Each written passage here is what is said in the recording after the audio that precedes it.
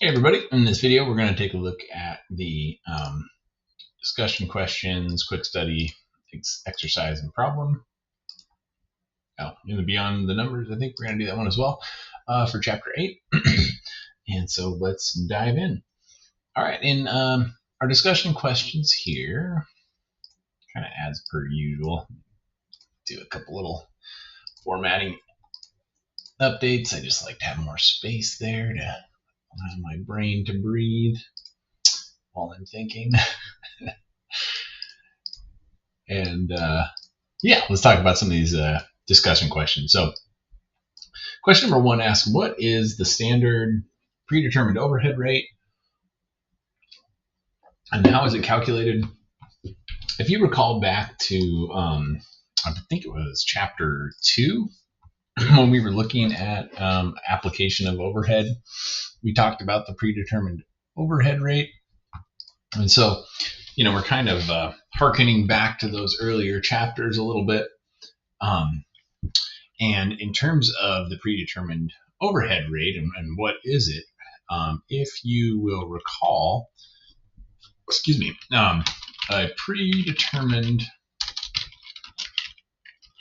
standard overhead rate is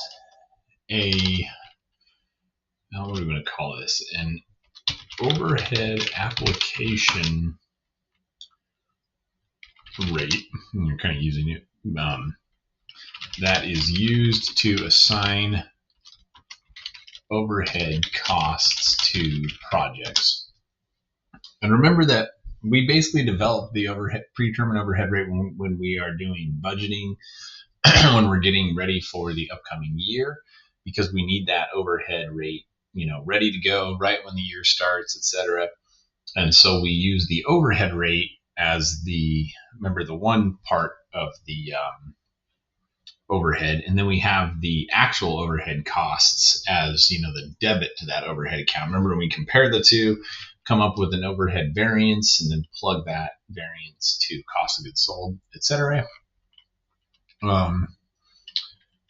And so, yeah, to expand on that, when the overhead is applied using the standard overhead rate, it is applied based on standard hours allowed for units produced, not actual hours worked, right? So some of those actual amounts flow through later, and that's what I was just talking about, where we close those out to cost of goods sold at the end of the period. But remember that we use a standard rate that we calculate as kind of a budgeted, an estimated figure, and we use that. It makes our life easier from a practical perspective when we're doing costing. Okay, number 2 says, what department or persons are usually responsible for a direct labor rate variance? What department is usually responsible for a direct labor efficiency variance? Explain. Okay. So we'll start with the first part, and just to kind of get right to it, the human resource department. So HR is usually responsible for a labor rate variance, while the production department is usually responsible for a labor efficiency variance. So, sorry, my alarm's going off. Okay.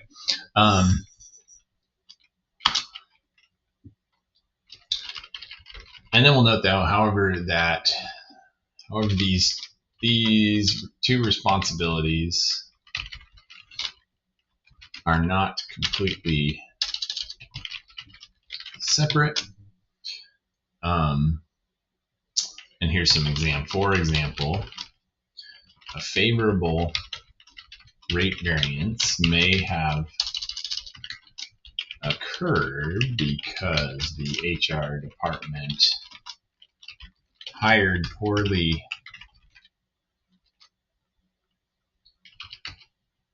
trained employees, and remember that's a favorable rate variance, so maybe they're low paid individuals. So the HR department hired poorly trained employees, or unexperienced, let's just say poorly trained or inexperienced, because usually probably more so on the inexperienced side of things, employees, in which case the production department had to use more hours than expected. So then we end up with a favorable pay rate variance, possibly because we might have thought we were going to have to pay more, which was a reasonable assumption that we may look back on, with regret that we were not able, maybe, or we didn't hire better trained or more experienced employees at a higher rate. That can lead to problems, right?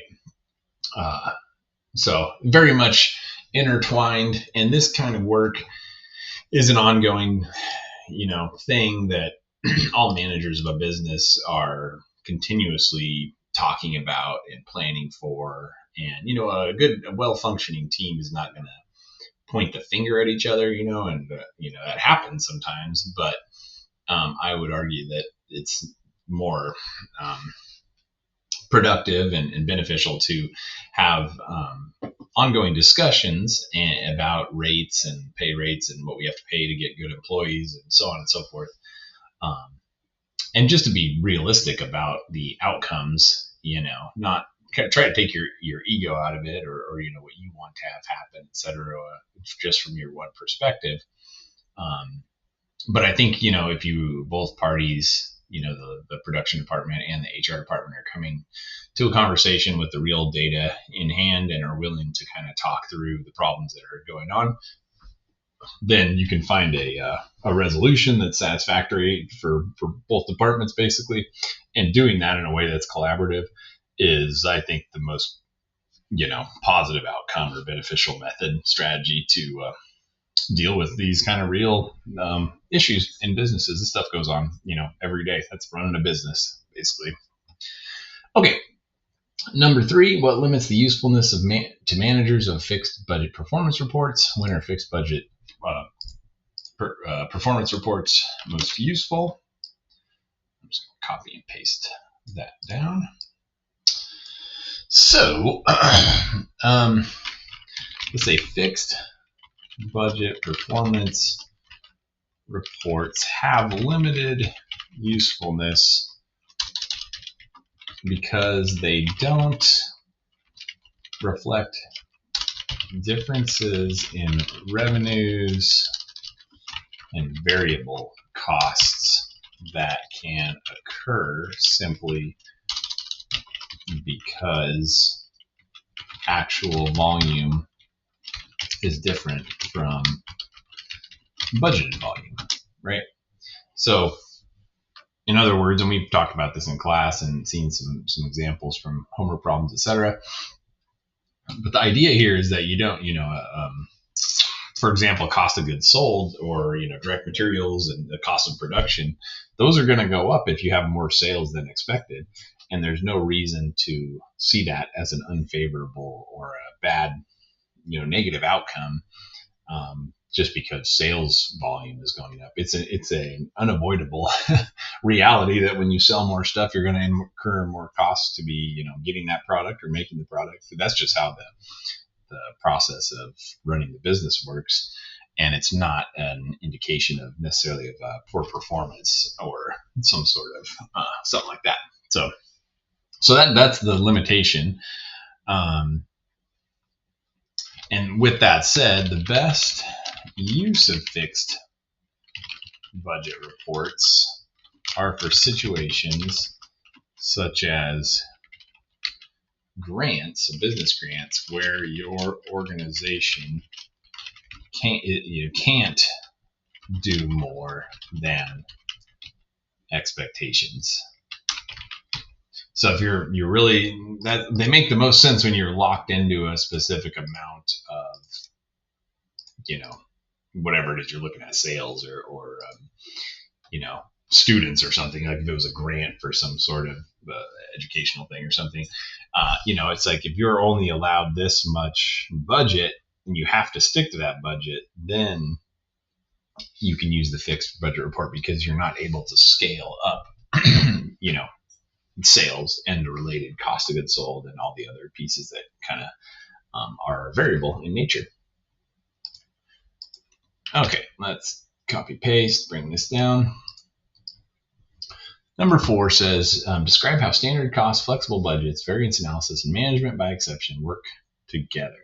So, all right, this one's got a few different pieces here. So let's start with standard costs, and they provide a basis for evaluating actual performance, right? That's how we're kind of in this chapter. That's what we're doing our budget to actual or standard to actual variance analysis.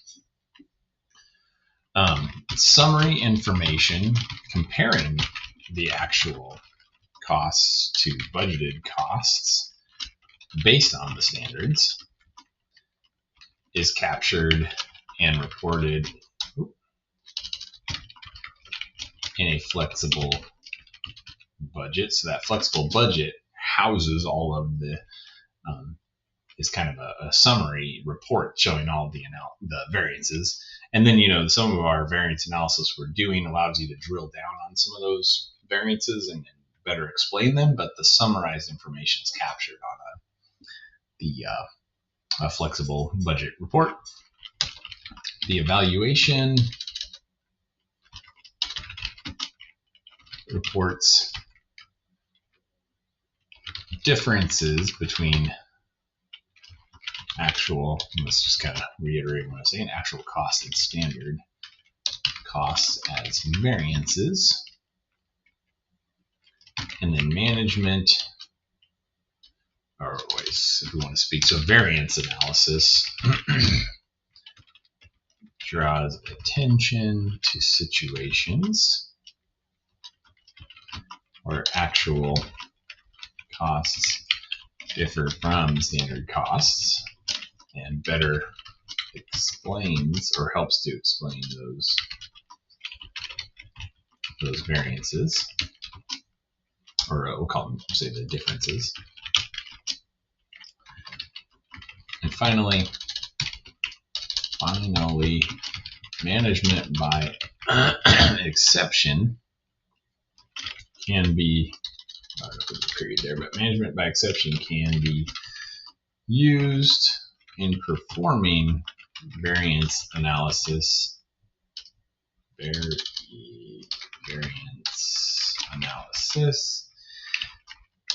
by focusing management's attention on the variances where actual costs are most different from standard costs. I'm going to make this text box bigger.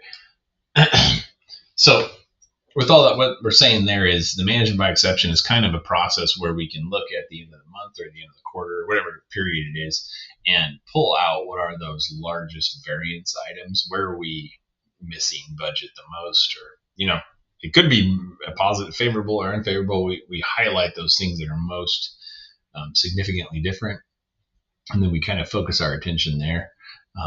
One of the things we need to watch out for that we've talked about is the situation where you can have two factors that are kind of varying from the budget but in different ways, and those kind of can tend to cover each other up. So you might look like you're meeting budget, there's nothing to look at there, but if you were to dig underneath the surface, there can be big variances below the summarized numbers, but differences in opposite directions that tend to net together to be not a difference. So that's something to watch out for anyway, if you're using that management by exception as a primary management tool. So, okay, let's go and move on to the next tab. All right, so here we are on the quick study tab, and in this tab, or this section, we're going to be doing a couple problems here, and we've got kind of this setup here in terms of the price, volume, sales variance, etc. And we can do it this way. It's not a bad way, but we do have the variance template that is available for the homework. And so if we want to, I kind of just want to take that and see if we can use it here for these problems as well. And so I haven't done this yet, so we'll kind of just do it together and see if this is a good method. And just, it's something that we're kind of using for other problems. So see if it can be kind of adapted here for the problem that we will be working on. And I just need to get some space here so we can see everything. That looks fine. Okay. So if you all want to do the same thing I'm doing here, the variance template is available in Canvas under the homework tab. You can download and then just copy from that Excel and paste it in here basically. And let's give it a shot. So in this problem, or these two problems, and the first one specifically, we're looking at a company that specializes in selling trucks. And during the first 6 months of 2022, we sold 50 trucks at an average price of $18,500 each. The budget for the first 6 months of 2022 was to sell 45 trucks at an average price of $19,000 each. So let's compute the dealership's sales price variance and sales volume variance for the first 6 months of 2022. So a few things sort of right off the bat. This problem's a little bit different than what we've typically used this problem for, or used this template for it, because primarily we were looking at cost variances. But in this one, we're more so looking at the sales price variances here. So I don't know, but I think we can still use this methodology essentially. So let's give it a shot and see what we come up with. Okay, so here in actual, and you can kind of see, we still got the AQ, AP, AQ, SP. So very similar variance kind of breakdown. And so let's look at actuals, and the terminology will be a little different here. So let's say number of units sold, because this is more so set up for costs, like we've talked about, in raw materials and labor. But here we're going to have sales. So let's go actual. So we actually sold 50 trucks, and for our standard was to sell, well, we were saying we were going to sell 45. So let's take our 50 over here, and we want to say, okay, so our standard, let's go with 45. I think we're going to want to put that in as we had that kind of as our overall amount there. And so as far as the actual quantity then is, here we can just carry it down and say 45, because we're not talking about the inputs, so we don't really have the costs here necessarily. So some of this is going to have to be a little bit different. I'm going to delete this and shift that up. So actual quantity, standard quantity, we kind of have those amounts just broken out there. And our total sales price, I think this one's going to be almost like easier than we've done in some of the other problems, but we just need to sort of repurpose some of the analysis to more fit the problem essentially. So our actual quantities here, our actual price here, we're going to say 18,500 in terms of dollars. And then our standard price was 19,000. And we don't really need the materials used per unit, etc. That doesn't really apply here to this problem exactly. So I'm just going to carry this down, because the standard quantity is really just, the number of units sold, and this one is just going to be the actual price, actual average price per unit sold, and this one's going to be standard price.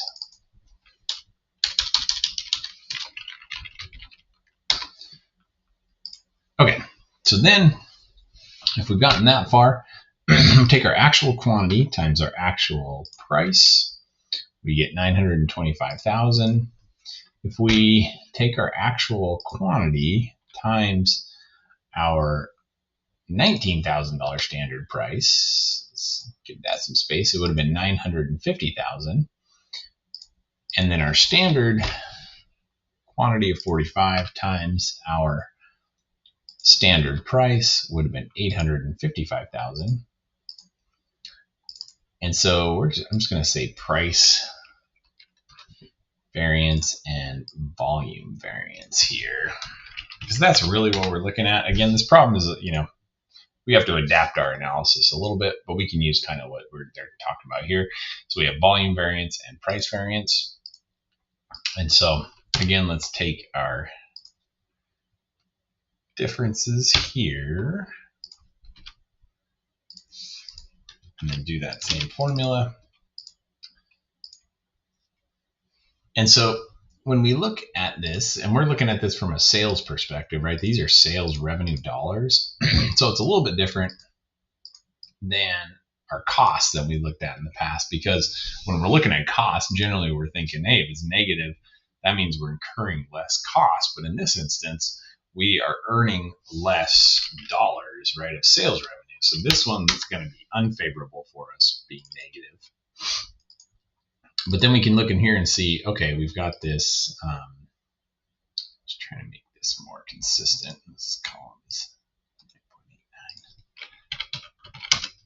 0.89. We see that this negative then, is unfavorable because we're earning less revenue. Again, we've used this primarily, this methodology for costs, but we can also use it for revenue. And so we've just pasted the same formula in. And we're looking here at the volume variance, and we can kind of look at, sort of makes sense when you just look at it and say, okay, if we sold more units than we expected, that's a good thing, and that's the volume. But we sold them for less actual dollars per unit than we expected. That's not a good thing. That's unfavorable, right? So that's what we're seeing here with the difference in the actual price versus standard price. And then here with these two, we're really looking at the difference between actual quantity versus standard quantity. And so we had an unfavorable variance of 25,000 related to a lower price, but a favorable variance of 95,000 related to higher sales volume than we initially thought. So overall, it's a positive impact, $70,000 if you combine the two of additional revenue than we would have had compared to our budget. So that's a good thing. And maybe that's the price, that makes sense going forward, is to have it at a lower price, because that drives up sales to a higher amount than maybe otherwise would be able to be achieved. And since we're earning overall more sales revenue, I think we'd be happy with that result. So, okay, so that is kind of, again, having to adapt our analysis, but to sort of fit this overall breakdown. All right, let's drop down to problem 2. And in problem 2, we're analyzing this statement first by putting it in CDP format and then flexing. And it has a note here, so you can possibly expect, to see something like this on an exam.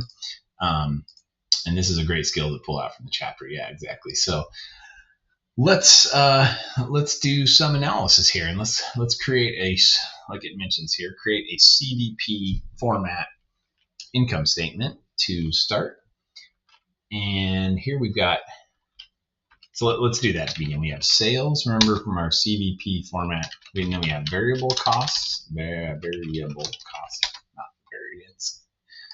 So variable costs, and then underneath the variable costs, we've got some subcategories we've got direct materials, direct labor, and variable operating expense.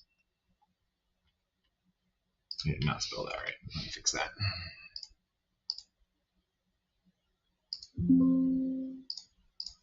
Okay, that looks a little better.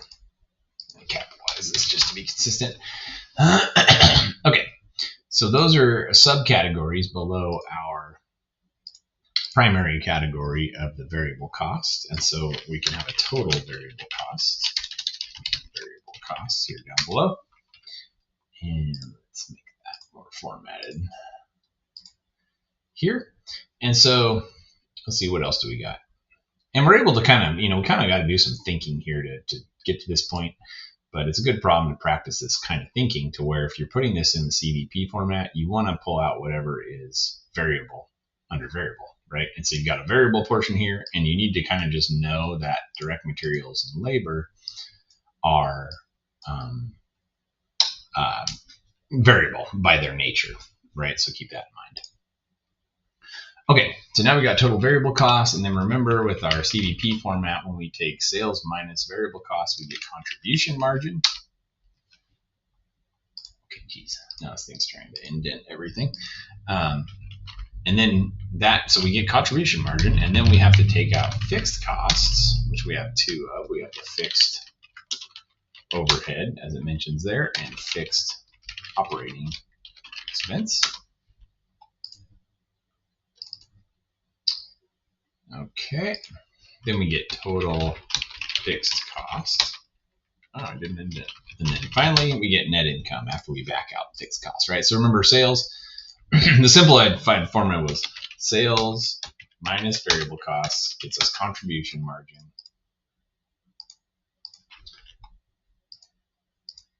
Maybe I'll say negative. Does that work? It might give me a weird, yeah, shoot. But sales, let's say less variable cost gets contribution margin, less fixed cost gets us net income. So that's the basic formula, remember, that we use to analyze break-even point and all that kind of stuff. And so we've just kind of expanded that to have the specific, variable line items and whatnot. Okay, and so let's see here. Let's kind of just do this over here. And when we're going to do a flex budget, essentially we want to have two columns, and this is at 1,000 units.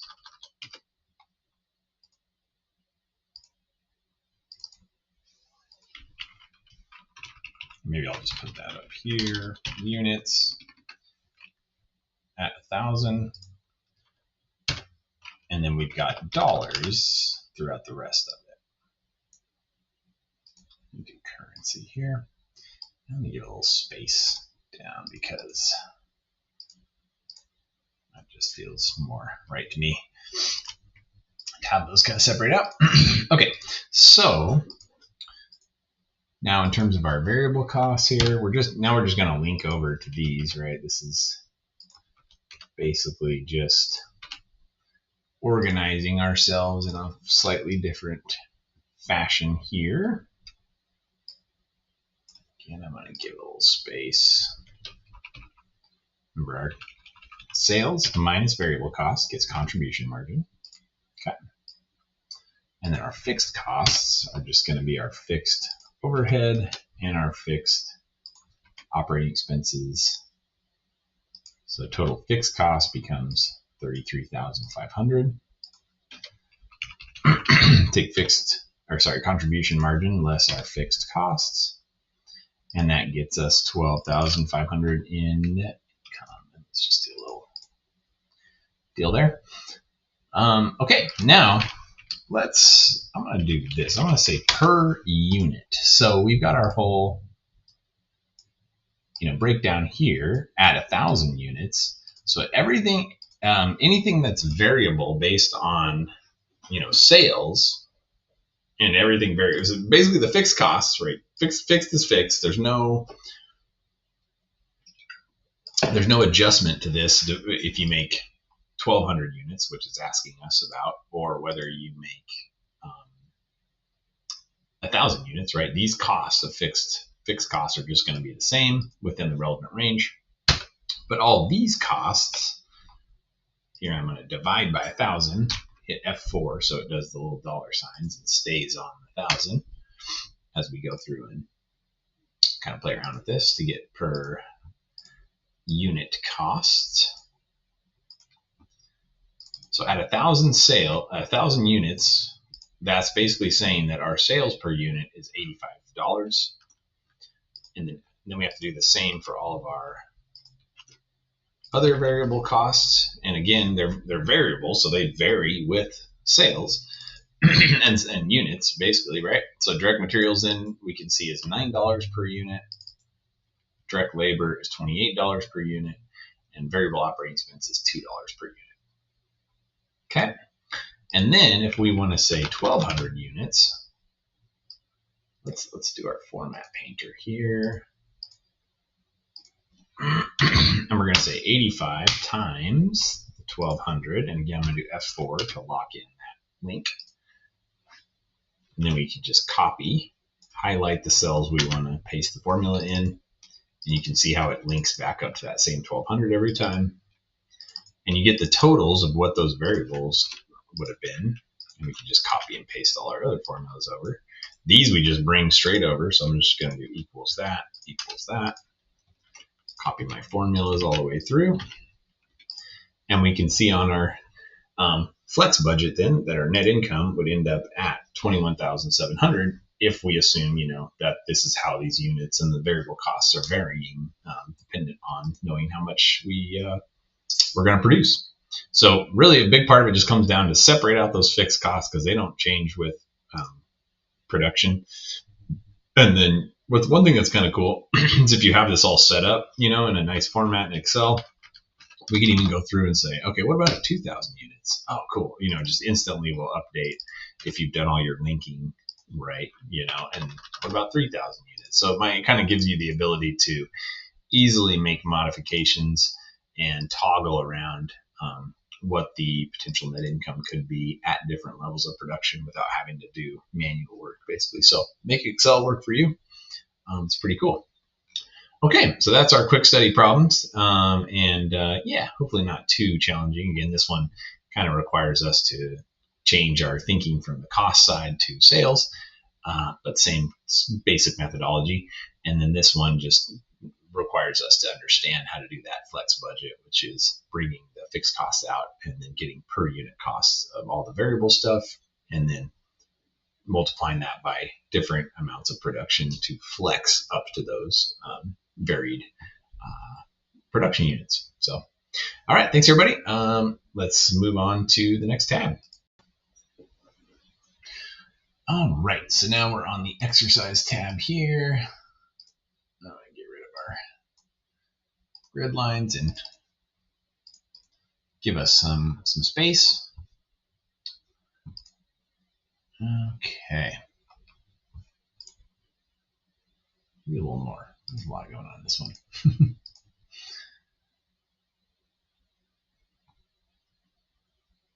Okay, so I think for this one we can really utilize our template again. So let's go ahead and I'm going to just copy that guy. I'm going to copy kind of the whole thing too, because I want to have a piece of it that's, oh, that was weird.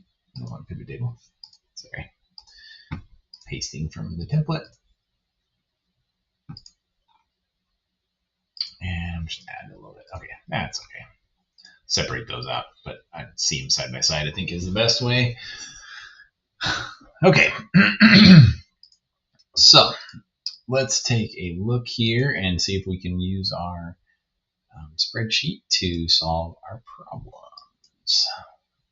And let me just move things around so we get a little more space. You can see all the words, etc.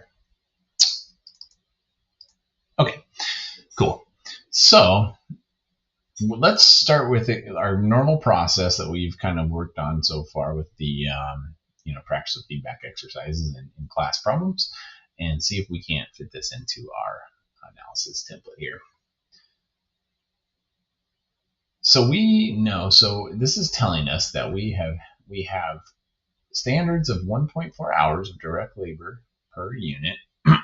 So let's go down here and say 1.4 hour, and this is again going to be the labor part, but I'm just going through it and seeing what we can see as we seeing how we can fill this out as we go. And so the standard is $15 per hour rate per hour for labor. So we have 1.4 hour per unit, $15 per hour in wages, and we have used. Let's see how many. Does it tell us how many products? Okay, 4,000 is what we're producing. So I'm gonna go ahead and put 4,000 kind of throughout the whole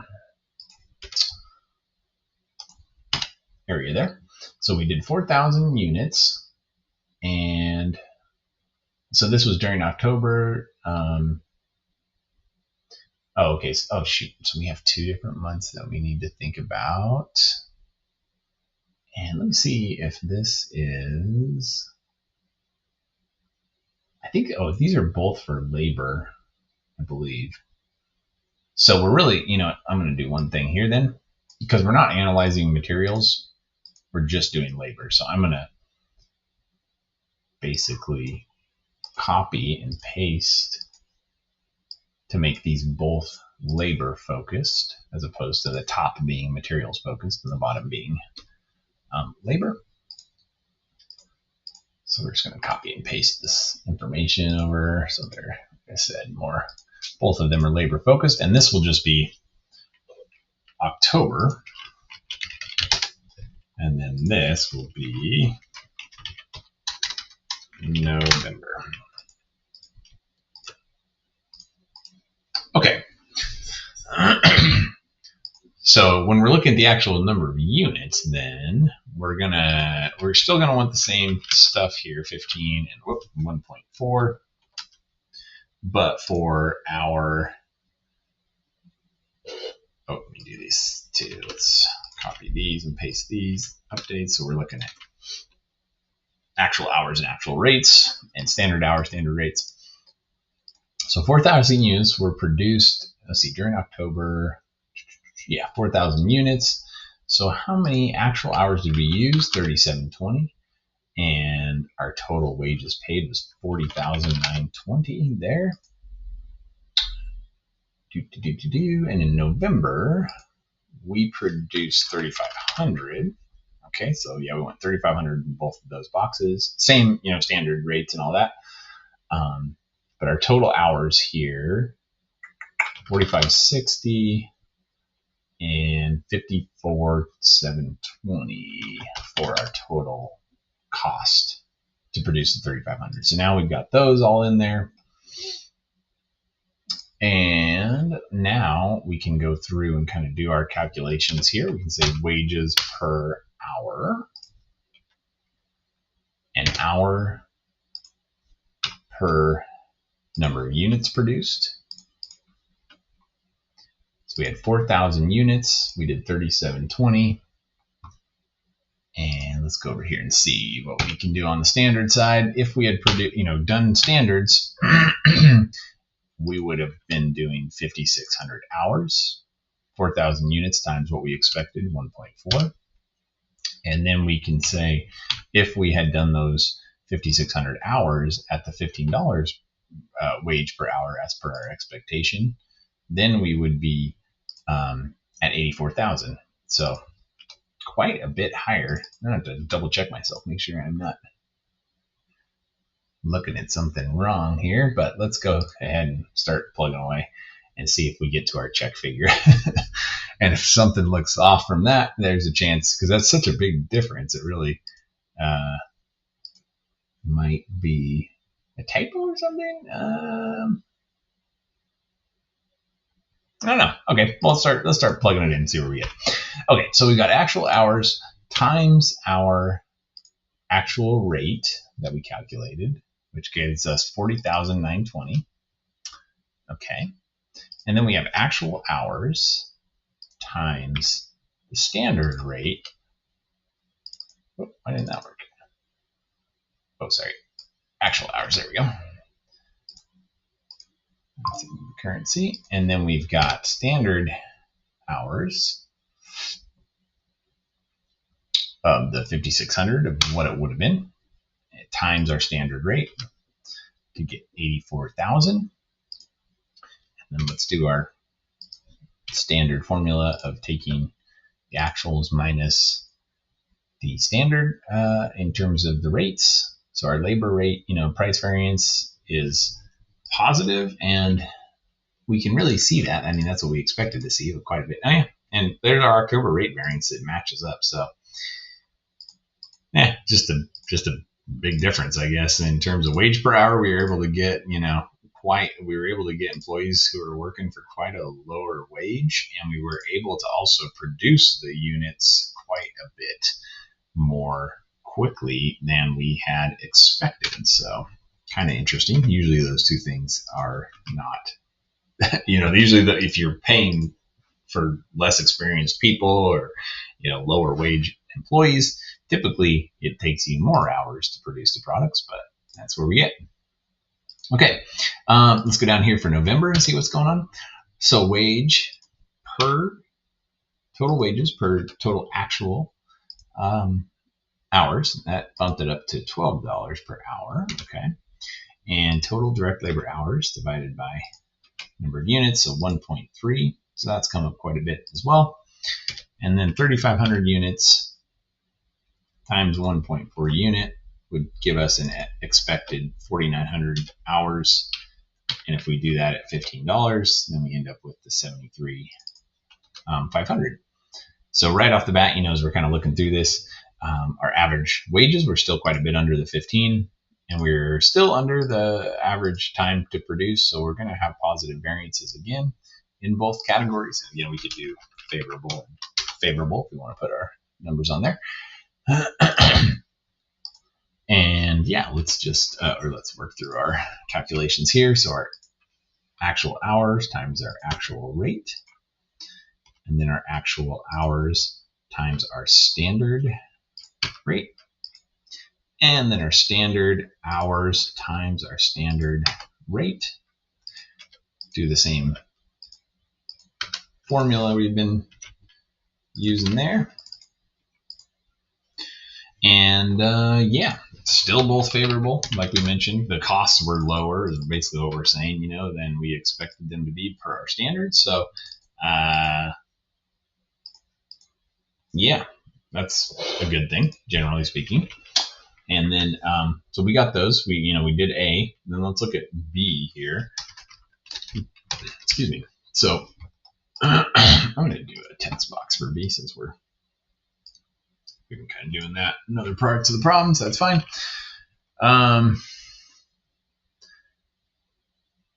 So what could have happened? What could have happened?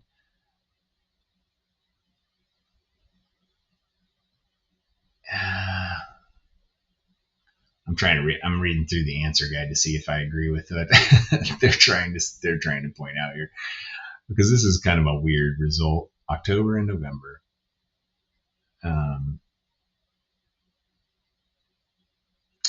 Yeah, it's an interesting outcome. And so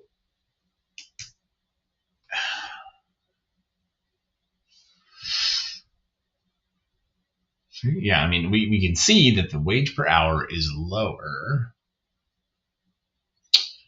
The solution manual wants us to believe, or it opines, that during October the rate was $3 lower, creating a favorable rate variance. We can see that here. The hours utilized were less than we expected, and that leads to a favorable, efficiency variance. The book says that this may have resulted from implementing a training program for new employees. So maybe that's the case, I guess. I mean, we don't really know, what's causing this. But maybe we did a training program in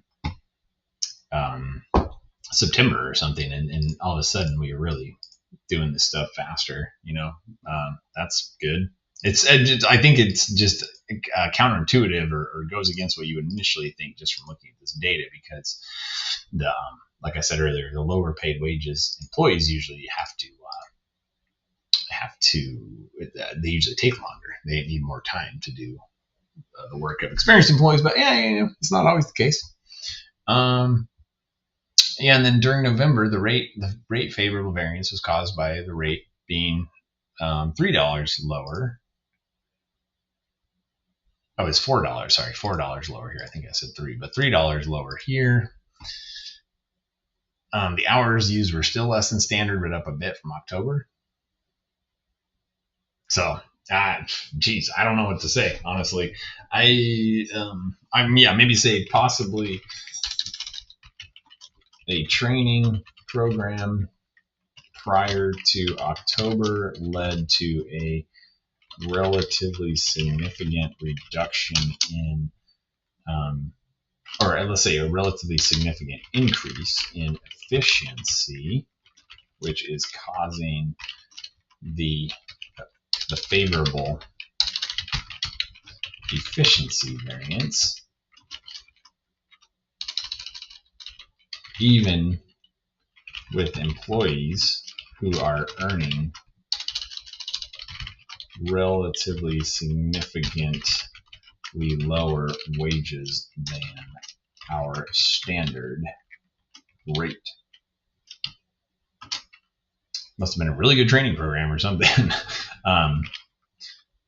However, we see this efficiency gain noted in October decreasing quite a bit in November. Thus, in November. Actually, I'm going to say, all right, now let's just leave it as. We see the efficiency gain noted in October decreasing quite a bit. So there may be other factors at play here. Possibly the type of work in October was different than November in some way, which caused efficiency changes. I would say further research and discussion with managers in the production department would be warranted. Increases in wages from October to November may be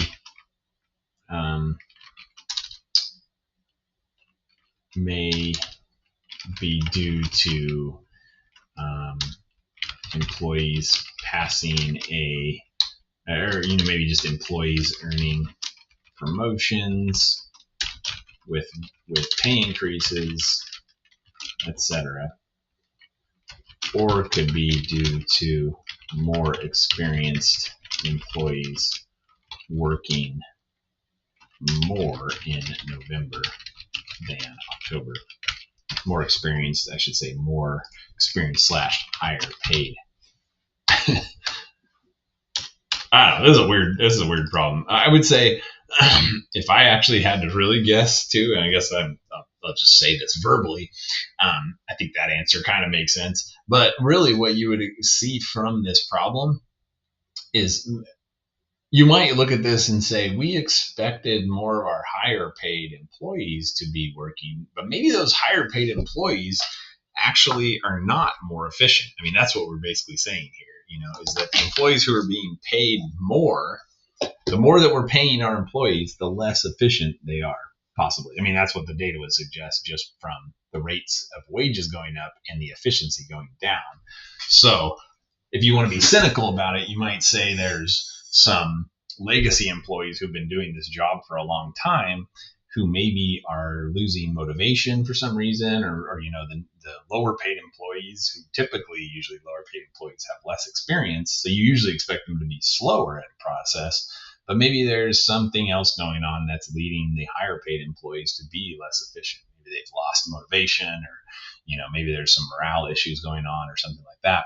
And so, like I said, there's a number of factors but that's what the data would suggest anyway, is that as wages are going up, efficiency is going down, which seems counterintuitive. And that's why I think further research is really warranted to try and get to the bottom of the issue and figure out what's going on and solving it.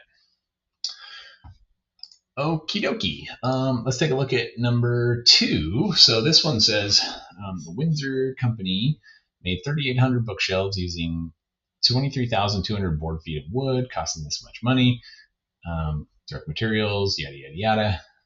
Okay, so here we just need to do our materials variance. And so again, I'm going to go to my template and I'm going to grab a fresh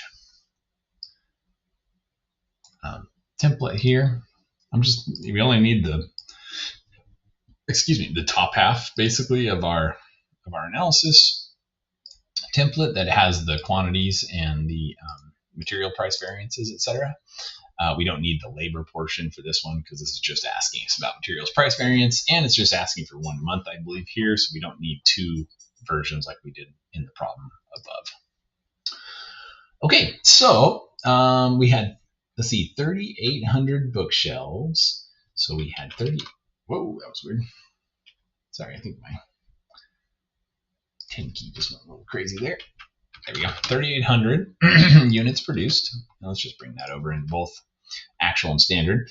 So our actual usage was 23,200 board feet of wood, which cost us $290,000. Okay.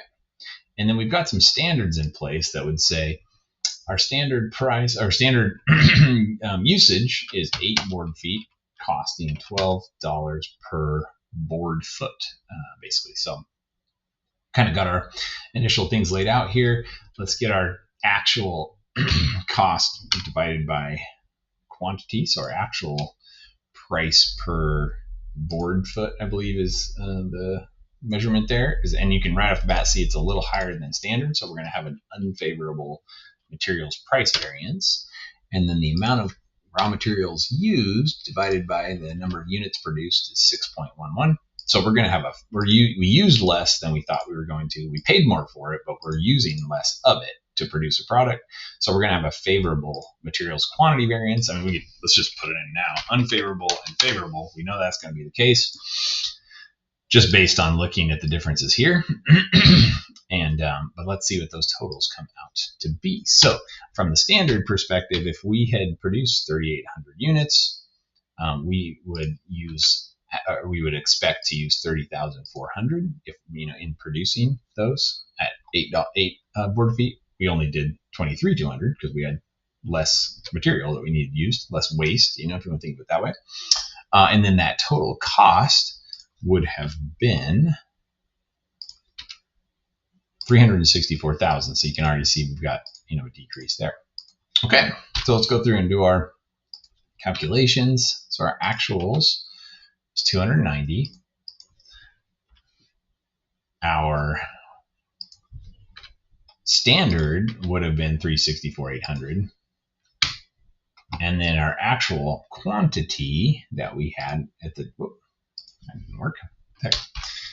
At the 23,200 times the standard price is 278,400, and then let's do our variances here.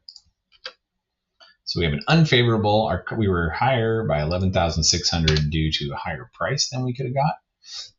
And then let's take our variance there. But we were able to kind of make up that unfavorable variance with a favorable usage variance quantity of 86,400. If you were to combine those two things, that would be a favorable total variance for direct materials with price and quantity used of 74,800. So that kind of gets back to the conversation we had before about certain things happening that may be covered up. So even in this instance, if you were to look at that high level number and say, oh, things look good from a materials usage cost perspective, and you just saw the 74,800, you might miss the fact that we're paying more than we expected to, right? So that's what this analysis does for us, is digs down and maybe allows us to say, yeah, what's going on from a pricing perspective,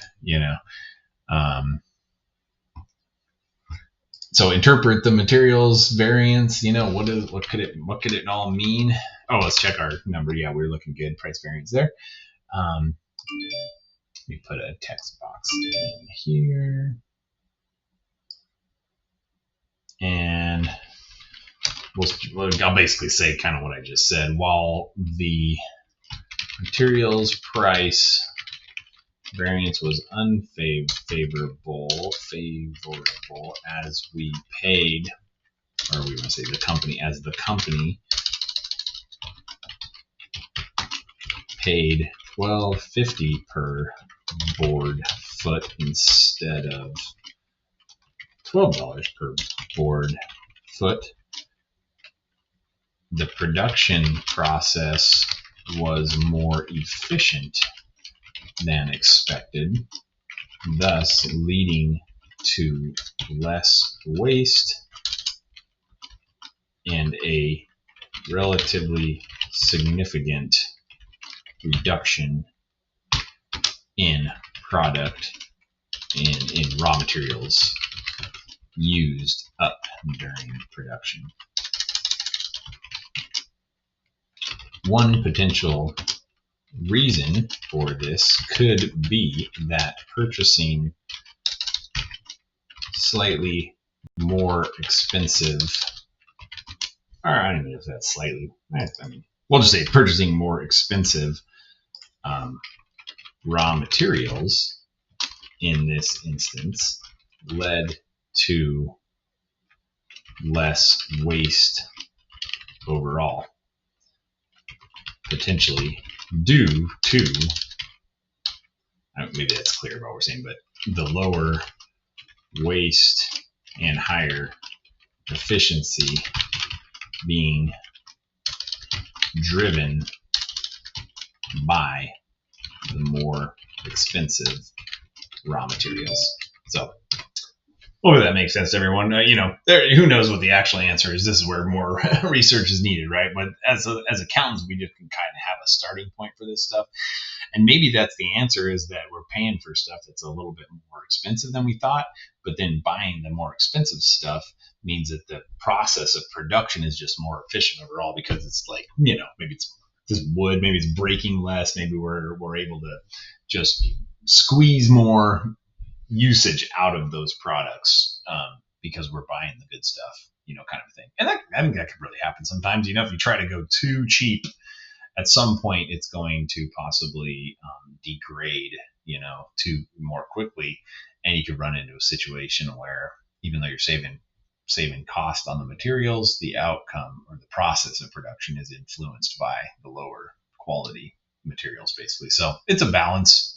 Trying to run a company like this it's a balance, and finding the right mix of costs and efficiencies and all that kind of stuff is just part of what we're doing as managerial accountants here. So cool. Okay, let's move on to the next tab. All right, we're on to the problem tab here, and let's take a look at it. So in this problem, or these, I'm not sure, I'm trying to see if there's multiple problems or if it's just kind of all one together.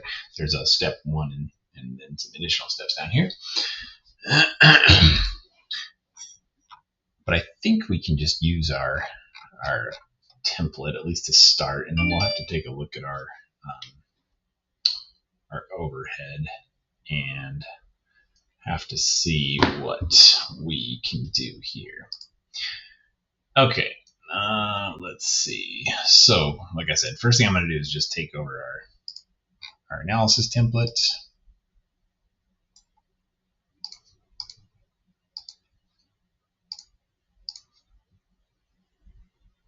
Well, that looks weird. This thing's all kind of funky. Shoot, you know what I'm going to do? Because that is weird. I'm going to make a new tab. So I did that just by clicking the plus sign there. I'm going to paste this in here. You can follow along if you want to be like me. Do it this way. You don't have to, but I think this works well. Okay. Okay.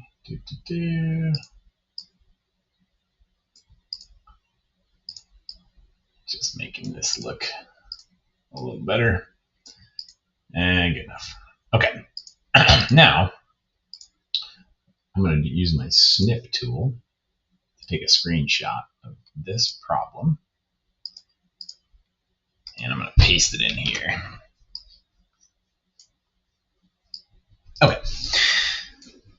I might need to link back to that tab a little bit too, but we'll just say PR and solved problem tab with solved.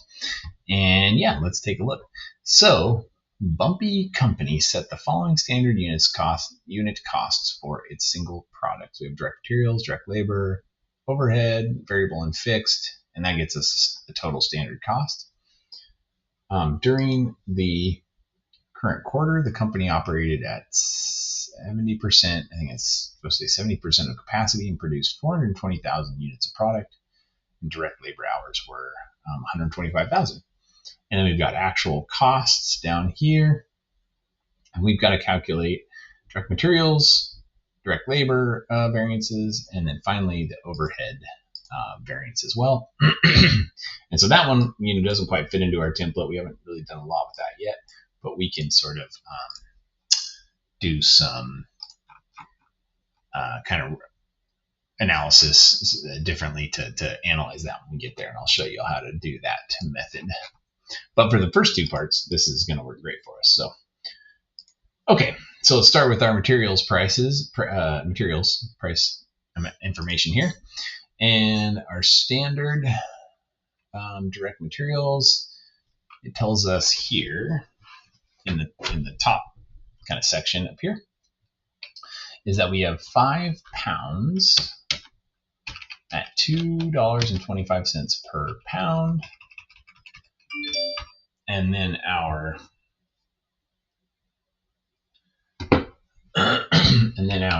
actual amounts here, I believe it tells us here. So direct materials and units. How many do we produce? We produce 420,000 units, and the quantity of raw materials that we used was 2 million pounds. 2 with 6 zeros at $2.50 per pound. Okay, there we go. So to find that total cost, I guess this is, we could say 5 million. If we're it tells us basically what the pounds were, but what we've been doing so far is getting a total cost here, like it tells us $5 million, and then taking our cost divided by the quantity, and then we get back into that 250. It tells us in this problem here what it was per pound, but that's okay. Let's just kind of keep doing our same methodology, get comfortable with that.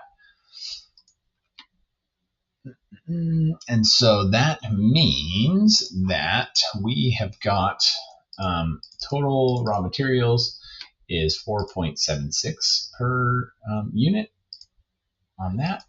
And let's see, what else do we need? Okay, we'll bring over the number of units produced for our standard, just like we've been doing.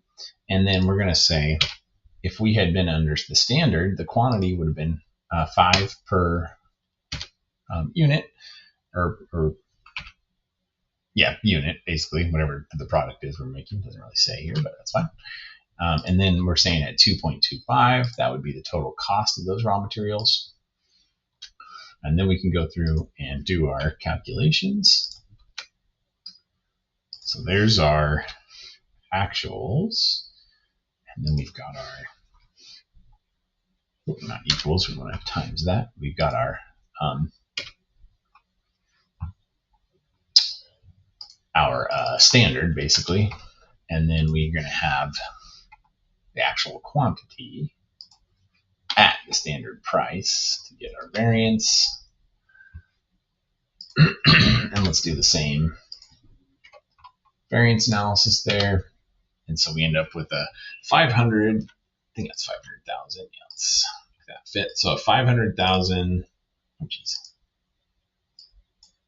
I wanted that to be smaller, not bigger.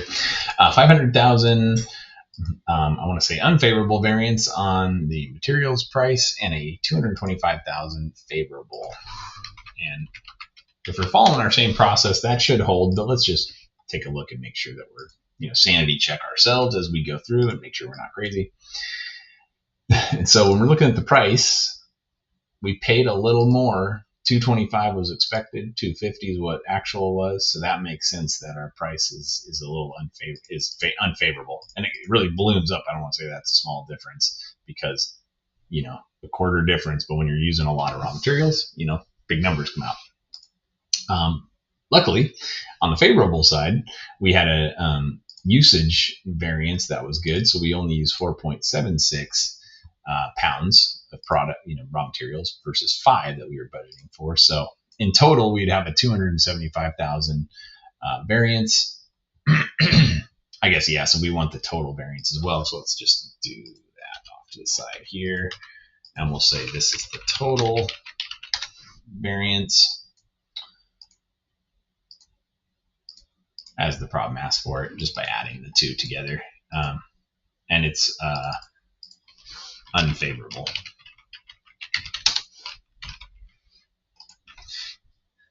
Unfavorable, okay.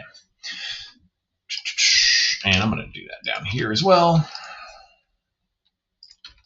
And let's wait to see whether the labor portion is unfavorable too.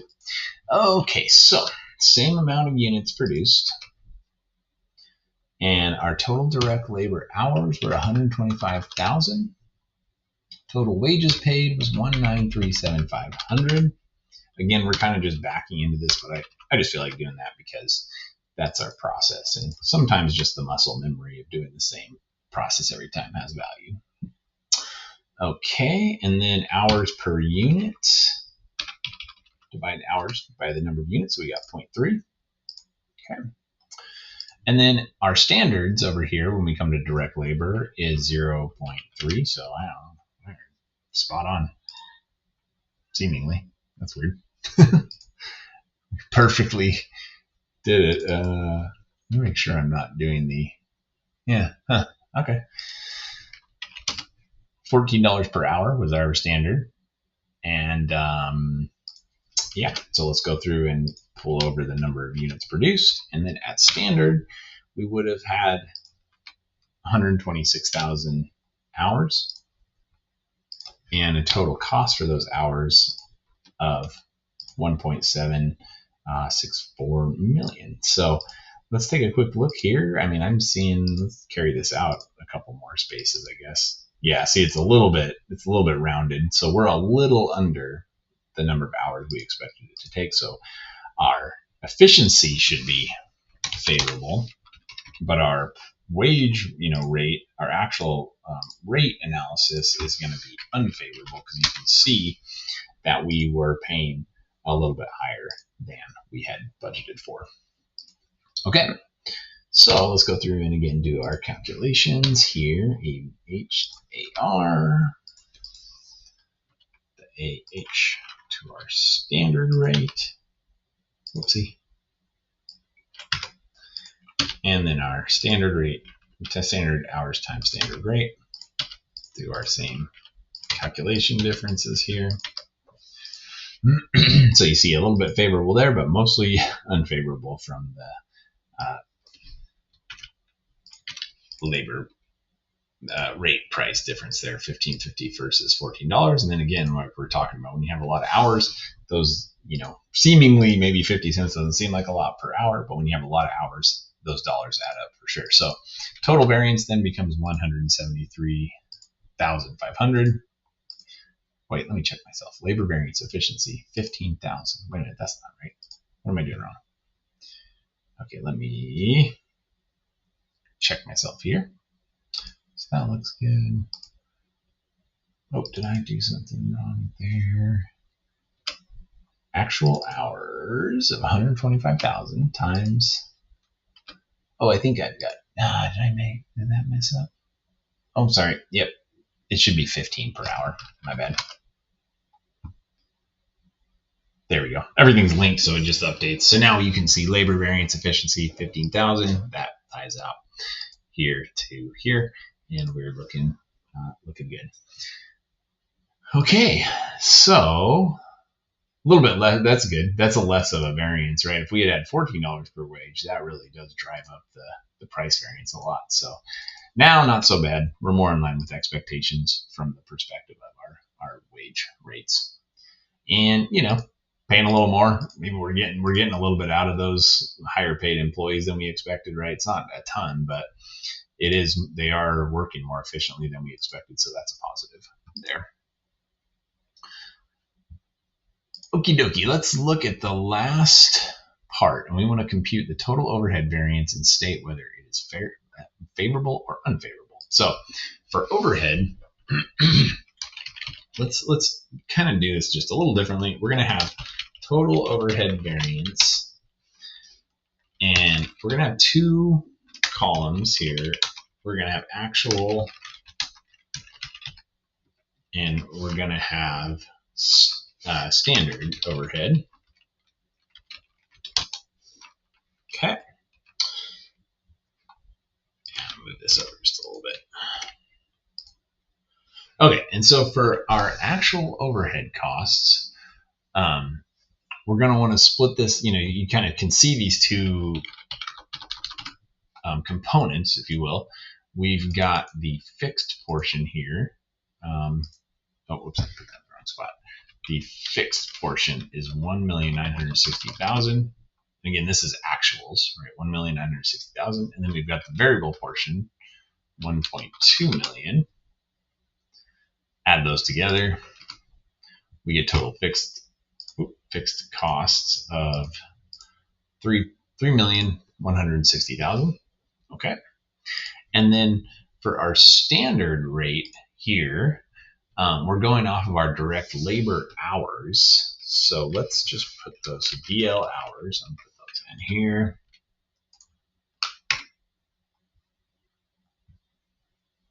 And let's see here. So for us to come up with the total, we're really at a full hour, and our standard overhead here is based on 0.3 hours. So if we take, I think this will work. So variable and fixed, we've got 3 and 4.2, right?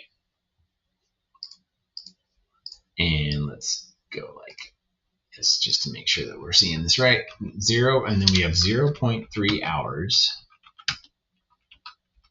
Oh, yeah, I'm a goof. Okay, so I think this works. So I want to see if this backs into it. So if we divide that 0.3 hour, that's what it tells us, times, divide it by the 0.3, then you round up, or you gross yourself up to the 10 and the 14. But I'm a dork because it just tells us there, right there. Sorry. So the variable piece is $10 per hour. The fixed portion is 14 per direct labor hour. Again, this is like our predetermined overhead rate that we're allocating. And let's do our currency on those ones. So 24 would be the total overhead.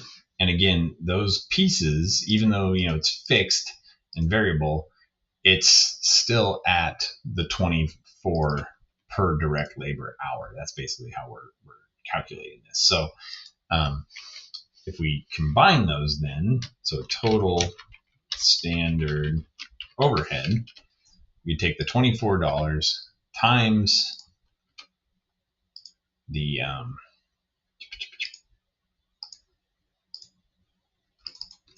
direct labor hours, and we would say, oh, okay, that's 3,024,000. And then let's just do this over here. We'll say total variance. So we're just calculating the total variance. looks weird. And we're going to say our actual minus our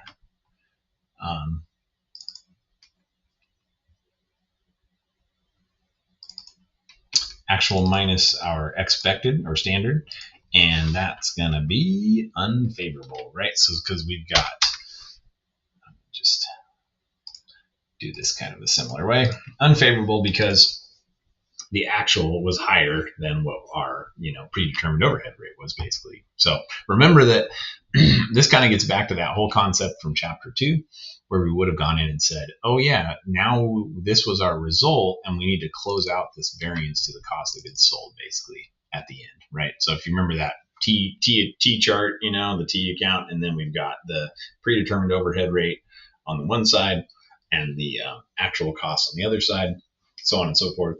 So so remember that just all kind of comes together, and we can kind of see our total total variances throughout each of those components, and then we can assess those individually and talk with managers and make changes to the budget going forward, or make changes to our standards potentially to encompass and encapsulate some of this information that we've come across as we're doing our work. So very cool. Okay, let's go to the Beyond the Numbers tab, and then we'll wrap. Okay, so we're on to the last tab here, Beyond the Numbers, and let's just read through this real quick. So the problem tells us, setting materials, labor, and overhead standards is challenging. If the standards are set too low, the company might purchase inferior products, right? And employees might not work to their full potential. And that's what we were talking about previously, right? About, maybe the purchase of higher quality materials led to less waste, etc. So it's a balance, just like we've talked about. And if standards are set too high, the companies could be unable to offer a quality product at a good rate, and employees could be overworked. The ethical challenge is to set a high but reasonable standard. So assume that as a manager, you are asked to set the standard materials price and quantity for the new 1000 CKB Megamax chip, okay, a technically advanced product. To properly set the price and quantity standards, you assemble a team of specialists to provide input. Cool.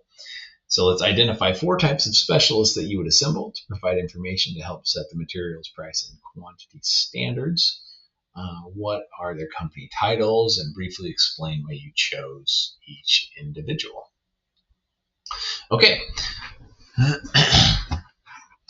So I'm kind of gonna, if you all want to do your own assessment here, feel free, but I'm going to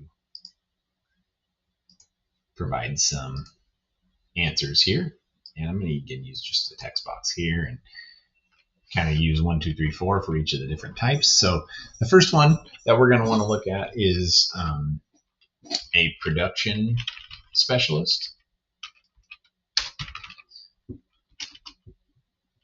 And this individual can help determine reasonable materials, quantity, and labor hour standards. We would want trustworthy, experienced individuals with hands-on experience in the production process. So this person's, this individual will be able to tell us when we're starting up our new process. They're going to know, here's what you're going to want to buy, here's the kind of employees you're going to need, and more so like these are the processes that you're going to have to accomplish. So these are the characteristics and the experience, knowledge, skills, and experience that employees are going to need to have, and also probably help us develop like training programs, so on and so forth. But okay, let's look at another individual. Let's say a design engineer, and this individual can provide,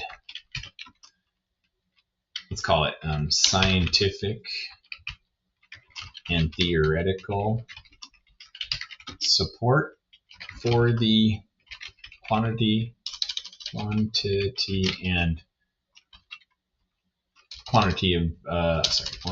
materials, price of materials, and labor hour standard. This will help verify the reasonableness of the estimates provided by production focused employees. So someone kind of with more of a scientific and theoretical background that, again, like we just said here, can support what some of the more hands-on production people are telling us. Okay, so let's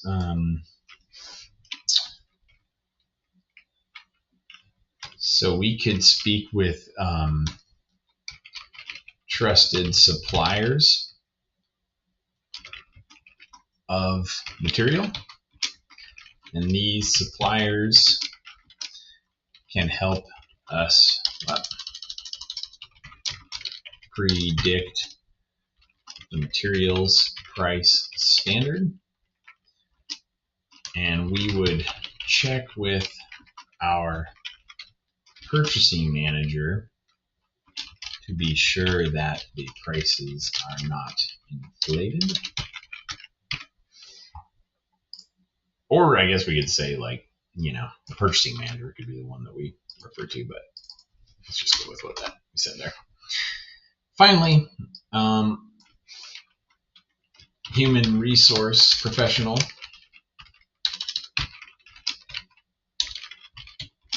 And this individual, did I spell professional right? I guess so. Okay. Human resources professional.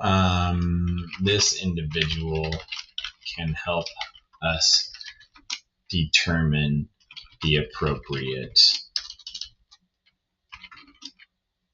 labor rate standard, and can also help us coordinate the hiring of talent of appropriate labor rate standard for individuals with the appropriate knowledge, skills, and experience needed for the production process. Cool.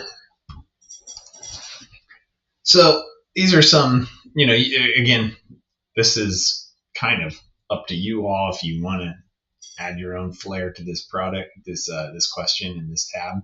But these are some good answers, you know, some answers that make sense and kind of maybe point you in the right direction, get you to start thinking about, you know, what are we gonna, how can we,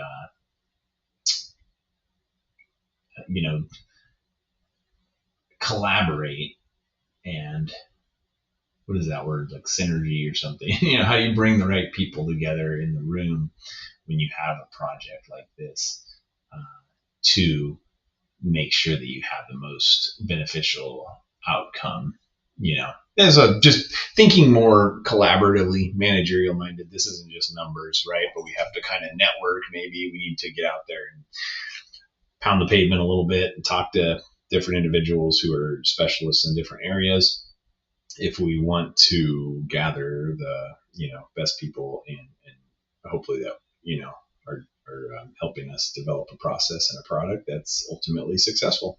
So, all right, everybody, this is the last tab in our homework section. I feel like this was a little bit of a challenging chapter. There's a lot to do in it. So hopefully these videos have been helpful for you all.